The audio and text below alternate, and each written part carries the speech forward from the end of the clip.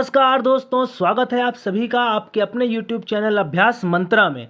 दोस्तों, UP triple SC पेट का paper बहुत ही नज़दीक है और उस पेपर के लिए हम लोग अपनी मॉक टेस्ट सीरीज चला रहे हैं, जिसमें कि जीएस, हिंदी, इंग्लिश और करंट अफेयर्स के अति संभावित प्रश्नों को बताया गया है। अगर आप हमारी ये सीरीज़ फॉलो करते हैं तो निश्चित रूप से आपकी अच्छी परसेंटाइल आने की संभावना और भी अधिक बढ़ जाएगी। यह हमारी सीरीज़ का प्रैक्टिस सेट 2 है। अगर आपने प्रैक्टिस सेट 1 नहीं देखा है तो इस वीडियो के बाद आप उसको भी देख लीजिएगा। चलिए दोस्तों, आज का अपना मॉक टेस्ट हम लोग शुरू करते हैं। दोस्तों, पहला प्रश्न है कि महलवाड़ी व्यवस्था का जन्मदाता कौन था। बहुत ही इंपॉर्टेंट प्रश्न है और बहुत ही गजब का प्रश्न है। देखिए दोस्तों, अंग्रेजों ने भू राजस्व वसूलने के लिए 3 कानून मुख्य रूप से बनाए थे, 3 व्यवस्थाएं मुख्य रूप से बनाई थी, जिसमें पहली थी स्थायी बंदोबस्त, दूसरी थी रैयतवाड़ी और तीसरी थी महलवाड़ी। तो जो लॉर्ड कॉर्नवालिस हैं, ये स्थायी बंदोबस्त के जन्मदाता थे। जो जॉन शोर हैं, ये भी स्थायी बंदोबस्त से संबंधित हैं। टॉमस मुनरो और इनके साथ एक नाम और याद रखिएगा, कैप्टन रीड, ये लोग रैयतवाड़ी व्यवस्था के जन्मदाता थे। और हॉल्ट मैकेंजी महलवाड़ी व्यवस्था के जन्मदाता थे। तो इस प्रकार से इस क्वेश्चन का राइट आंसर होगा ऑप्शन बी, हॉल्ट मैकेंजी। दोस्तों, स्थायी बंदोबस्त में क्या होता था कि जो भू राजस्व वसूलते थे उसकी जो जिम्मेदारी थी वो जमींदार की थी, यानी एक जमींदार बना दिया गया था, वही एक तरीके से मालिक हो गया। रैयतवाड़ी व्यवस्था में किसान और सरकार के बीच कोई नहीं था और राजस्व किससे वसूलते थे, सीधे किसानों के द्वारा। जबकि महलवाड़ी व्यवस्था में हर एक गांव का एक मुखिया होता था। दरअसल दोस्तों, इस महलवाड़ी व्यवस्था में जो महल शब्द है, इसका अर्थ होता है गांव, यानी कि गांव के मुखिया को एक निश्चित कर दिया गया और उससे ही राजस्व वसूला जाता था।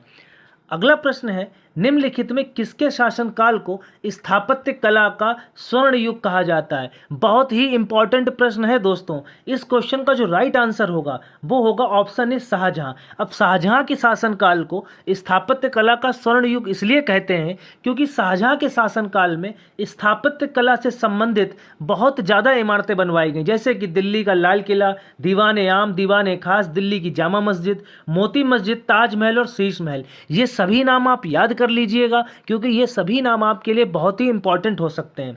जहांगीर के मकबरे का निर्माण किसने कराया था, तो नूरजहां ने कराया था। अकबर का मकबरा कहाँ है, सिकंदरा आगरा में स्थित है। और शेर शाह का मकबरा सासाराम में स्थित है, जो कि बिहार में है। अगला प्रश्न, वेदांत कॉलेज की स्थापना किसके द्वारा की गई थी। देखिए दोस्तों, राजा राम मोहन राय के द्वारा ब्रह्म समाज की स्थापना की गई थी, जैसा कि आपको पता ही होगा। और नहीं पता है तो अब आप जान लीजिए कि ब्रह्म समाज की स्थापना किसने की थी, राजा राम मोहन राय ने की थी। कब की थी, 1828 में की थी। और वेदांत कॉलेज की स्थापना भी राजा राम मोहन राय ने ही की थी, 1825 में। तो इसका सही जवाब तो हो गया राजा राम मोहन राय। अब इससे जुड़े कुछ और तथ्य हम लोग जान लेते हैं। देखिए दोस्तों, राजा राम मोहन राय को भारतीय पुनर्जागरण का जनक माना जाता है, क्योंकि इन्होंने अपने समय जो सामाजिक व्यवस्था में कुरीतियां चल रही थी, उन कुरीतियों को हटाने के लिए बहुत अधिक प्रयास किए। और इनके ही प्रयासों से विलियम बेंटिक के समय सती प्रथा के उन्मूलन के लिए कानून भी बनाया गया। यह क्वेश्चन हमने पिछले वाले प्रैक्टिस सेट में डिस्कस भी किया था कि यह कानून कब बनाया गया था, 1829 में बनाया गया था। केशव चंद्र सेन ने भारतीय ब्रह्म समाज की स्थापना की। अब याद रखिएगा दोस्तों, अगर ब्रह्म समाज लिखा हो तो राजा राम मोहन राय, और अगर भारतीय ब्रह्म समाज लिखा हो तो केशव चंद्र सेन। देवेंद्र टैगोर ने क्या किया था, आदि ब्रह्म समाज की स्थापना की थी। अब यहाँ पर एक नाम और इंपॉर्टेंट आता है, जो कि है दयानंद सरस्वती का। दयानंद सरस्वती ने क्या नारा दिया था कि वेदों की ओर लौटो, क्योंकि वो वैदिक परंपरा और वेदों के समर्थक थे। और इन्होंने 1875 में आर्य समाज की स्थापना की थी। तो आर्य समाज की स्थापना किसने की थी, दयानंद सरस्वती ने की थी। आदि ब्रह्म समाज की स्थापना देवेंद्र टैगोर ने की थी। भारतीय ब्रह्म समाज की स्थापना केशव चंद्र सेन ने की थी। और ब्रह्म समाज और वेदांत कॉलेज की स्थापना राजा राम मोहन राय ने की थी। अगला प्रश्न है, मंगल पांडे को फांसी कब दी गई। देखिए दोस्तों, इस क्वेश्चन के ऑप्शन में जो 4 डेट्स आपको दी गई हैं, ये चारों ही तारीखों का अपना महत्व है। अब यहाँ पर इन तारीखों के बारे में हम लोग पहले एक एक करके जान लेते हैं। देखिए दोस्तों, 29 मार्च 1857 को मंगल पांडे ने सबसे पहले जो अफवाह फैली थी कि कारतूस में गाय और सुअर की चर्बी है, तो उस कारतूस को मुंह से काटने से मना किया। और जब उन्होंने मना किया तो वहां पर विरोध हुआ। जब उसके बाद उन्होंने लेफ्टिनेंट ह्यूसन की गोली मारकर हत्या कर दी। इस वजह से ही उन्हें 8 अप्रैल 1857 को फांसी दे दी गई। 1857 के स्वतंत्रता संग्राम की जो तिथि थी वो पहले 31 मई निश्चित की गई थी, लेकिन यह विद्रोह 10 मई को ही शुरू हो गया था। तो इस प्रकार से इस क्वेश्चन का राइट आंसर क्या हो जाएगा दोस्तों? ऑप्शन डी, 8 अप्रैल 1857। ठीक है, अब अगला प्रश्न, किस घटना के विरोध में महात्मा गांधी ने अपनी कैसर हिंद की उपाधि लौटा दी थी? बहुत ही इंपॉर्टेंट क्वेश्चन है, बहुत ज़्यादा इंपॉर्टेंट क्वेश्चन है। देखिए दोस्तों, जब चौरी चौरा कांड 1922 में हुआ तो इसके बाद महात्मा गांधी ने असहयोग आंदोलन वापस ले लिया था और जालियांवाला बाग कांड के बाद में इन्होंने अपनी कैसर हिंद की उपाधि लौटा दी थी। जालियांवाला बाग हत्याकांड घटना कब हुई थी? तो 13 अप्रैल 1919 को हुई थी। क्यों हुई थी? क्योंकि डॉक्टर सतपाल और सैफुद्दीन किचलू को गिरफ्तार कर लिया गया था। तो इसके विरोध में एक जनसभा हो रही थी जिसके ऊपर बहुत गोलियां बरसाई गई और हजारों लोग इसमें मारे गए। इस घटना के बाद ही महात्मा गांधी ने कैसर हिंद की उपाधि और रविन्द्रनाथ टैगोर ने सर की उपाधि वापस लौटा दी थी। जमनालाल बजाज ने राय बहादुर की उपाधि वापस लौटा दी थी। तो यह तथ्य भी आप याद रखिएगा। अगला प्रश्न है कि निम्नलिखित में कौन एक रूपांतरित चट्टान का उदाहरण है? देखिए दोस्तों, इससे पहले हम लोग कुछ तथ्य जान लेते हैं। आग्नेय चट्टानें, अपसादी चट्टानें और रूपांतरित चट्टानें, 3 प्रकार की चट्टानें या शैल होती हैं। आग्नेय चट्टानें वे चट्टानें होती हैं जो मैग्मा या लावा के जमने से बनती हैं, जैसे कि बेसाल्ट, ग्रेनाइट, डायोराइट। जब छोटी छोटी चट्टानें किसी स्थान पर जमा होती हैं और एक ठोस के रूप में निर्मित हो जाती हैं तो उन्हें अपसादी चट्टान कहा जाता है। इसके उदाहरण भी आप याद रखिएगा, जैसे बलुआ पत्थर, चूना पत्थर और स्लेट। और जो रूपांतरित चट्टानें हैं वो आग्नेय और अपसादी चट्टानों के बदल जाने से ही होती हैं। तो इसका उदाहरण जैसे कि एक बहुत इंपॉर्टेंट है संगमरमर। तो इसका जो आंसर है वो होगा दोस्तों ऑप्शन सी, एंथ्रेसाइट। जैसे एंथ्रेसाइट कोयला जो आपने पढ़ा है वो रूपांतरित चट्टान का ही एक उदाहरण होता है। अगला प्रश्न, सर्वाधिक जनसंख्या वाला महाद्वीप कौन सा है? बहुत ही इंपॉर्टेंट और बहुत ही सरल प्रश्न है। इसका सही जवाब है दोस्तों ऑप्शन सी, एशिया। देखिए दोस्तों, याद रखिएगा, सर्वाधिक जनसंख्या वाला महाद्वीप कौन सा है? एशिया है। सर्वाधिक जनसंख्या घनत्व वाला महाद्वीप कौन सा है? वो भी एशिया है। सबसे कम जनसंख्या वाला महाद्वीप कौन सा है? तो वो अंटार्कटिका है, क्योंकि वहां पर तो लोग रहते ही नहीं, क्योंकि वहां बर्फ जमी रहती है।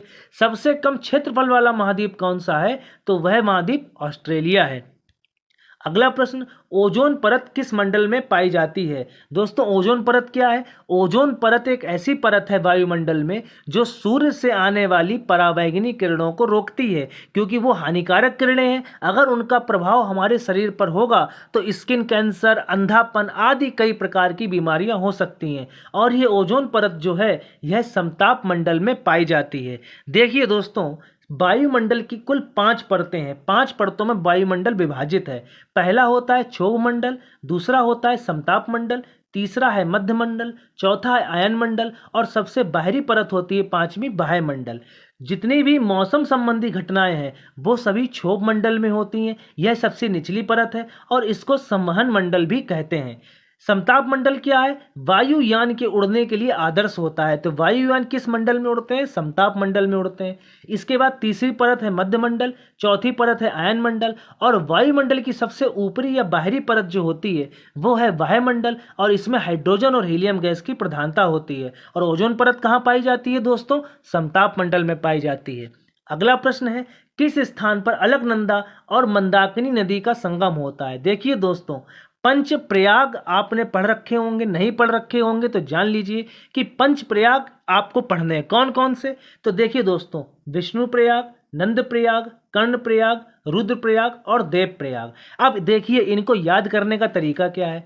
तो अलकनंदा तो हर जगह है, आप किसी भी जगह देखें अलकनंदा तो सब में ही है। तो आपको 5 नदियां याद करनी है। कैसे याद रखेंगे? देखिए दोस्तों, सबसे इंपॉर्टेंट देवप्रयाग, क्योंकि यहाँ पर अलकनंदा और भागीरथी का संगम होता है, और जब ये दोनों नदी मिल जाती हैं तो यहीं से इसका नाम क्या पड़ जाता है, गंगा पड़ जाता है। तो देवप्रयाग से गंगा याद रखिए, क्योंकि देवों के लिए प्रसिद्ध नदी थी गंगा, सबसे पवित्र नदी गंगा कहाँ मिल रही है, देवप्रयाग में। कौन सी नदी, अलकनंदा और भागीरथी। और पौराणिक कथाओं के अनुसार क्या बताया गया है कि भागीरथी के प्रयासों से ही गंगा पृथ्वी पर आई थी, तो भागीरथी का संगम अलकनंदा से होगा तो देवप्रयाग में। अब देखिए नंदाकिनी, इसमें नंद शब्द आया है तो ये नंद प्रयाग हो गया। तो बचे 3 ऑप्शन आपको याद रखने हैं, तो विष्णु प्रयाग में धौली गंगा, कर्ण प्रयाग से पिंडर और रुद्र प्रयाग में मंदाकिनी। तो कैसे याद रखेंगे, अलकनंदा तो 5 ऑप्शंस में है, देवों के लिए सबसे पवित्र नदी गंगा यानी देव प्रयाग, भागीरथी के प्रयासों से आई। नंदाकिनी में नंद शब्द आया है तो नंद प्रयाग। अब 3 याद कर लीजिए, 5 बार पढ़िए, विष्णु, धौली, कर्ण, पिंडर, रुद्र, मंदाकिनी, तो याद हो जाएगा। तो इस क्वेश्चन का राइट आंसर दोस्तों क्या हो जाएगा, अलकनंदा और मंदाकिनी, ऑप्शन ए रुद्रप्रयाग। अगला प्रश्न है, निम्नलिखित में किसने ऊर्जा के प्रवाह से संबंधित 10% के नियम का प्रतिपादन किया। बहुत ही ज़्यादा इंपॉर्टेंट क्वेश्चन है दोस्तों, बहुत ही ज़्यादा। देखिए दोस्तों, लिंडमान, अर्नेस्ट हैकेल, टॉन्सले और एल्टन, इन चारों का पारिस्थितिकी में कुछ ना कुछ योगदान रहा है। अब इस क्वेश्चन का जो राइट आंसर है वो तो ऑप्शन ए है, लिंडमान। अब अर्नेस्ट हैकेल को क्यों याद रखेंगे, क्योंकि पारिस्थितिकी शब्द का सबसे पहले प्रयोग, पारिस्थितिकी शब्द का सबसे पहले प्रयोग अर्नेस्ट हैकेल ने किया। पारिस्थितिकी तंत्र अगर आ जाए तो पारिस्थितिकी तंत्र शब्द का सबसे पहले प्रयोग टॉन्सले ने किया। और पारिस्थितिकी पिरामिड यानी कि वही जो उत्पादक, प्रथम श्रेणी के उपभोक्ता, द्वितीय श्रेणी के उपभोक्ता और तृतीय श्रेणी के उपभोक्ता, ये जो पिरामिड बना होता है त्रिभुजाकार, इसका जो सबसे पहले प्रतिपादन किया था वो चार्ल्स एल्टन ने किया था। तो ये चारों ही चीज़ें आप लोग याद रखिएगा। अगला प्रश्न है, जैव विविधता दिवस कब मनाया जाता है। बहुत ही इंपॉर्टेंट प्रश्न है और इस क्वेश्चन का राइट आंसर है दोस्तों ऑप्शन ए 22 मई। 22 अप्रैल को क्या मनाया जाता है, विश्व पृथ्वी दिवस मनाया जाता है। 5 जून को विश्व पर्यावरण दिवस मनाया जाता है और 28 जुलाई को विश्व प्रकृति संरक्षण दिवस मनाया जाता है। ये भी आप याद रखिएगा। अगला प्रश्न है, प्रधानमंत्री उज्ज्वला योजना किस वर्ष शुरू की गई थी। बहुत ही ज़्यादा बेहतरीन, बहुत ही ज़्यादा इंपॉर्टेंट प्रश्न, और इसका सही जवाब जो है वो है दोस्तों 2016। अब दोस्तों इसके साथ आप एक बात और याद रखिएगा, 2018 में एक योजना शुरू हुई थी 23 सितंबर को, जो कि थी प्रधानमंत्री उज्ज्वला योजना। तो ये भी आप याद रखिएगा। अगला प्रश्न है, रिजर्व बैंक की स्थापना कब की गई थी। देखिए दोस्तों, 1935 में भारत शासन अधिनियम आया था और उस अधिनियम के अनुसार ही रिजर्व बैंक की स्थापना की गई थी। कब की गई थी, 1 अप्रैल 1935 को की गई थी। अब अगर बात की जाए कि रिजर्व बैंक के इस समय गवर्नर कौन है, तो वो हैं गवर्नर संजय मल्होत्रा। अब इनका क्रम भी याद रखिएगा, यह किसकी जगह बने हैं, शक्तिकांत दास की जगह बने हैं। कौन से नंबर के हैं, 26वें नंबर के हैं, यानी कि शक्तिकांत दास किस नंबर के थे, 25वें नंबर के थे। तो ये भी बात आप याद रखिएगा। अगला प्रश्न है, स्वतंत्र भारत के प्रथम रेल मंत्री कौन थे। देखिए दोस्तों, इसका सही जवाब है डॉक्टर जॉन मथाई। और कैसे याद रखेंगे, डॉक्टर जॉन मथाई ने सबसे पहले रेल चलाई, तो जॉन मथाई तो इसका सही जवाब है। अब देखिए दूसरा ऑप्शन जो लिखा है सरदार बलदेव सिंह। अब बलदेव सिंह के नाम में बल आया है, बल का मतलब ताकत, तो जिसके पास बल होगा वही तो रक्षा कर पाएगा, यानी ये हमारे रक्षा मंत्री थे पहले। वल्लभ भाई पटेल भाई जी हैं, यानी भाई घर में रहते हैं, यह गृह मंत्री थे। और BR अम्बेडकर, अगर आपने कभी भी कुछ पढ़ा हुआ है GK GS कभी भी, तो उसको पता ही होगा कि BR अम्बेडकर हमारे सबसे पहले विधि मंत्री यानी कि कानून मंत्री थे। अगला प्रश्न, नीति निर्देशक तत्वों का उल्लेख भारतीय संविधान के किन अनुच्छेदों में है। देखिए दोस्तों, अनुच्छेद 12 से 35 में क्या है, मौलिक अधिकारों के बारे में बताया गया है। 51 का में क्या बताया गया है, मौलिक कर्तव्यों के बारे में बताया गया है, जिसके बारे में पिछले वीडियो में ही चर्चा की। अनुच्छेद 52 से 80, जबकि यहाँ पर आप कर लीजिए 52 से 151, तो यहाँ पे संघ की कार्यपालिका यानी संघ सरकार के बारे में ही बताया गया है। और अनुच्छेद 36 से 51 में नीति निर्देशक तत्वों का उल्लेख किया गया है, यानी ऑप्शन सी इसका बिल्कुल सही जवाब है। और दोस्तों, नीति निर्देशक तत्वों का प्रावधान किस देश से प्रेरित है, किस देश से लिया गया है, तो आयरलैंड से लिया गया है। अगला प्रश्न, निम्नलिखित में राज्य सूची में शामिल विषय क्या है। देखिए दोस्तों, भारतीय संविधान में कुछ तीन तरीके के विषय बताए गए हैं। एक है संघ सूची के विषय, एक है राज्य सूची के विषय और एक है समवर्ती सूची के विषय। अब संघ सूची है, इसका मतलब उन पर कानून कौन बनाएगा? केंद्र सरकार बनाएगा। राज्य सूची है यानी इन पर कानून कौन बनाएगा? राज्य सरकार बनाएगा। और समवर्ती का मतलब केंद्र और राज्य दोनों कानून बना सकते हैं। तो संघ सूची के कुछ विषय क्या है? युद्ध है, शांति, रेल, डाक, बैंकिंग। राज्य सूची के कुछ विषय पुलिस, जेल या स्वास्थ्य। और समवर्ती सूची के जो इंपॉर्टेंट विषय हैं वो हैं शिक्षा, बिजली, वन, विवाह आदि। तो इस प्रकार से इस क्वेश्चन का जो राइट आंसर होगा राज्य सूची में शामिल विषय वो होगा ऑप्शन ए कृषि। अगला प्रश्न है भारतीय संविधान में प्रस्तावना किस देश से प्रेरित है? बहुत ही ज़्यादा इंपॉर्टेंट क्वेश्चन है। तो दोस्तों इसका सही जवाब है ऑप्शन ए संयुक्त राज्य अमेरिका। ब्रिटेन से क्या लिया गया है? तो एकल नागरिकता और संसदीय प्रणाली ली गई है। आयरलैंड से क्या लिया गया है? अभी पीछे ही हम लोगों ने पढ़ा कि आयरलैंड से नीति निर्देशक तत्व लिए गए हैं। और रूस यानी कि उस समय के सोवियत संघ से क्या लिया गया है? तो जो मौलिक कर्तव्य हैं उनका प्रावधान रूस यानी कि सोवियत संघ से लिया गया है। अगला प्रश्न कथकली किस राज्य का लोक नृत्य है? बहुत ही ज़्यादा इंपॉर्टेंट प्रश्न है और इसका सही जवाब है दोस्तों केरल। अब केरल का कथकली तो लोक नृत्य है ही, इसके साथ आप मोहिनी अट्टम भी याद रखिएगा। ये दोनों ही केरल के बहुत ही प्रसिद्ध नृत्य हैं। ओडिशा का नृत्य उसके नाम में ही है ओडिसी। आंध्र प्रदेश का नृत्य कुचिपुड़ी और तमिलनाडु का प्रसिद्ध नृत्य है भरतनाट्यम। अगला प्रश्न है दोस्तों गति के नियमों के प्रतिपादक कौन थे? तो गति के नियमों के प्रतिपादक थे न्यूटन। बहुत ही सरल प्रश्न है लेकिन याद रखिएगा दोस्तों अगर ग्रहों की गति के नियम आए उसमें ग्रहों शब्द लिखा हो तो उसका आंसर दोस्तों होगा केपलर, लेकिन केवल गति के नियम तो न्यूटन उसका आंसर होगा। अगला प्रश्न निम्नलिखित में कौन सी एक आदर्श गैस नहीं है? अभी आदर्श गैस होती क्या है? तो देखिए दोस्तों आदर्श गैस कहिए चाहे अक्रिय गैस कहिए चाहे निष्क्रिय गैस कहिए। अब अक्रिय निष्क्रिय का मतलब क्रिया नहीं करनी, तो ये गैसें किसी से भी किसी भी प्रकार की क्रिया करती ही नहीं। कितनी है संख्या में? 6 हैं। कौन कौन सी हैं? Helium, neon, argon, krypton, xenon, radon. अब मैंने इसको जल्दी से पढ़ा, ऐसे ही आप 10 बार पढ़ेंगे, बस 10 बार, तो ये आपको रट ही जाएंगी। Helium, neon, argon, krypton, xenon, radon. तो ये 6 गैसें जो हैं इनको आदर्श गैस या अक्रिय गैस कहा जाता है। विद्युत बल्ब में कौन सी गैस भरी होती है? आर्गन भरी होती है। और गैस के गुब्बारे हीलियम गैस भरी होती है। तो इस प्रकार से इस क्वेश्चन को देखें तो आर्गन है, हीलियम है और जेनॉन भी है। रेक्सॉन कोई भी गैस नहीं है, तो रेक्सॉन इसका बिल्कुल सही जवाब होगा। अगला प्रश्न है एपीकल्चर किससे संबंधित है? ये दोस्तों बहुत ही इंपॉर्टेंट प्रश्न है। तो देखिए दोस्तों रेशम कीट पालन, मत्स्य पालन, मधुमक्खी पालन या फूलों का अध्ययन। तो याद रखिएगा दोस्तों इस क्वेश्चन का जो राइट आंसर है वो है ऑप्शन नंबर सी मधुमक्खी पालन। अगला प्रश्न किस विटामिन की कमी से एनीमिया रोग होता है? एनीमिया रोग क्या होता है? एनीमिया की हिंदी होती है रक्त अल्पता, यानी रक्त की अल्पता यानी रक्त की कमी। जब शरीर में रक्त की कमी बहुत तेजी से होने लगती है तो उसको एनीमिया कहा जाता है। और यह किसकी कमी से होता है? तो विटामिन B12 की कमी से होता है। दोस्तों विटामिन B1 का रासायनिक नाम क्या है? थायमीन है, ये याद रखिएगा। B1 का रासायनिक नाम क्या है? थायमीन। और उसकी कमी से ही कौन सा रोग होता है? B for beriberi. सी का इस रासायनिक नाम क्या है? एस्कॉर्बिक एसिड है। और इसकी कमी से कौन सा रोग होता है? स्कर्वी रोग होता है। विटामिन डी का रासायनिक नाम क्या है? कैल्सीफेरॉल। और इसकी कमी से कौन सा रोग होता है? रिकेट्स। विटामिन ई का रासायनिक नाम क्या है? टोकोफेरॉल। और इसकी कमी से कौन क्या होता है? जनन शक्ति कम होती है। इसके अलावा आप ये भी याद रखिएगा विटामिन ए का रासायनिक नाम रेटिनॉल होता है। और उसकी कमी से कौन सा रोग होता है? रतौंधी रोग होता है।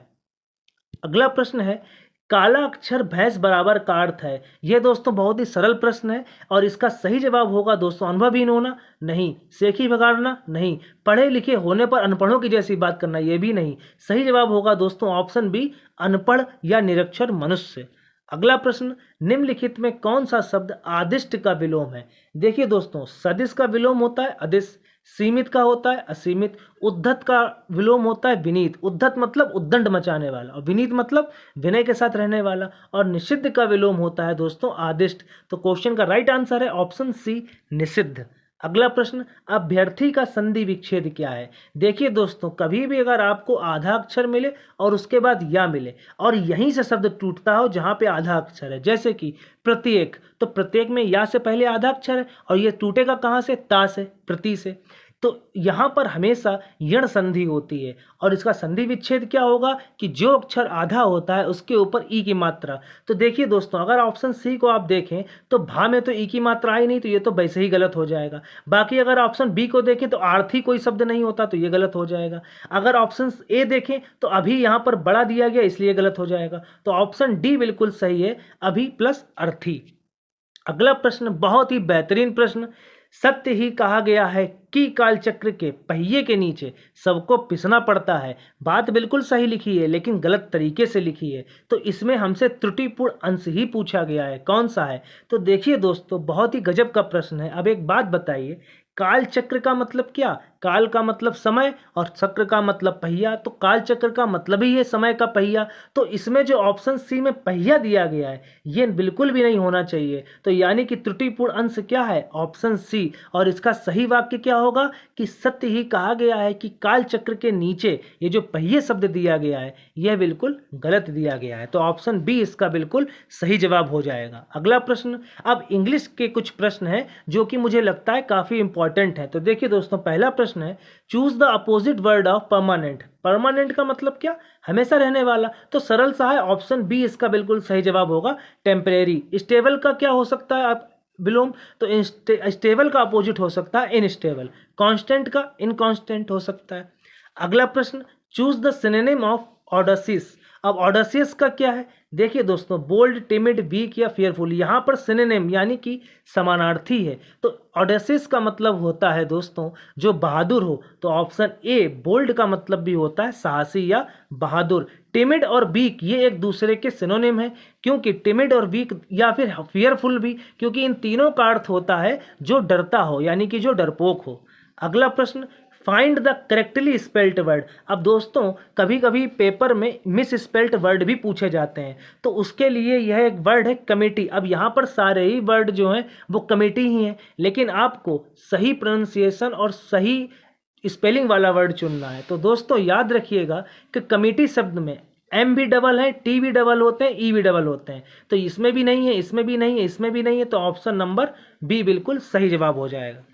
अगला प्रश्न है, पेरिस ओलंपिक गेम्स 2024 का आदर्श वाक्य क्या था? विन फॉर पीस नहीं, गेम्स फॉर ह्यूमैनिटी नहीं, वर्ल्ड यूनाइट हियर नहीं। ऑप्शन सी बिल्कुल सही जवाब होगा, गेम्स वाइड ओपन। अब दोस्तों पेरिस ओलंपिक से जुड़े कुछ इंपॉर्टेंट तथ्य आप याद रखिएगा। देखिए दोस्तों, जब पेरिस ओलंपिक गेम्स का उद्घाटन समारोह होता है और समापन समारोह होता है, तो उस टाइम अपने देश के लिए ध्वजवाहक होते हैं बहुत से एथलीट्स। तो अब उद्घाटन समारोह में पीवी सिंधु और शरद कमल ध्वजवाहक थे, और समापन समारोह में मनु भाकर और श्रीजेश जो थे वो ध्वजवाहक थे।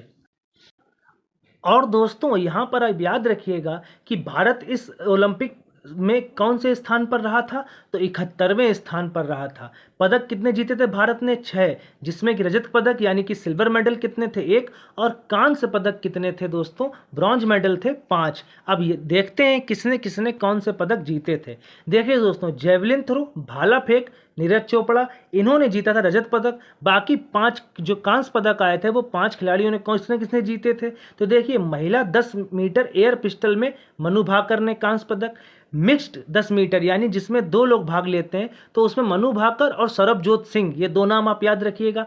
पुरुष में 50 मीटर राइफल में स्वप्निल कुसा ने, पुरुष हॉकी टीम ने कौन सा पदक जीता था? कांस्य पदक जीता था। और पुरुष फ्रीस्टाइल कुश्ती में अमन सहरावत ने पदक जीता था। तो इस टेबल को आप याद कर लीजिएगा।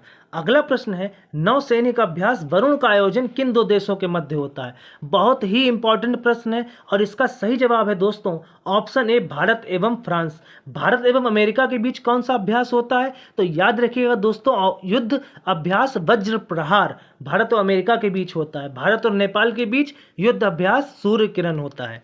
अगला प्रश्न है दोस्तों, एआई आधारित सड़क सुरक्षा प्रोजेक्ट अपनाने वाला भारतीय राज्य कौन सा? एआई आधारित सबसे पहला भारतीय राज्य वही है जो आपका UPSSC पेट का पेपर करा रहा है, यानी कि उत्तर प्रदेश इसका बिल्कुल सही जवाब हो जाएगा दोस्तों।